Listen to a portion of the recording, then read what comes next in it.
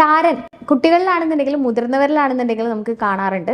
ഈ താരൻ കാരണം ഭയങ്കര ചൊറിച്ചിലും അതുപോലെ തന്നെ ഈ ഫോർഹെഡ് റീജിയനിലൊക്കെ ഭയങ്കരമായിട്ട് പിമ്പിൾസ് വരിക, അല്ലെങ്കിൽ ബാക്ക് റീജിയനിലേക്കൊക്കെ കഴുത്തിൻ്റെ പുറം വശത്തേക്കൊക്കെ തരിതരിയായിട്ട് വരിക, ഇങ്ങനത്തെ ബുദ്ധിമുട്ടുകളൊക്കെ ഉണ്ടാവാറുണ്ട്. അപ്പം ഇത് മാറാനുള്ള 2 സിമ്പിൾ ആയിട്ടുള്ള ടെക്നിക്സ് ആണ് പറയുന്നത്. ഒന്ന്, കടുക് അരയ്ക്കുക, എന്നിട്ടൊരു പേസ്റ്റ് രൂപത്തിലാക്കുക. എന്നിട്ട് നമ്മൾ സ്കാൽപ്പിൽ നന്നായിട്ട് അപ്ലൈ ചെയ്യുക, ഒരു 10 മിനിറ്റ് വെയിറ്റ് ചെയ്യുക. എന്നിട്ട് ഒരു ഹെർബൽ ഷാമ്പു എന്തെങ്കിലും യൂസ് ചെയ്തിട്ട് നിങ്ങൾക്ക് വാഷ് ചെയ്യാവുന്നതാണ്.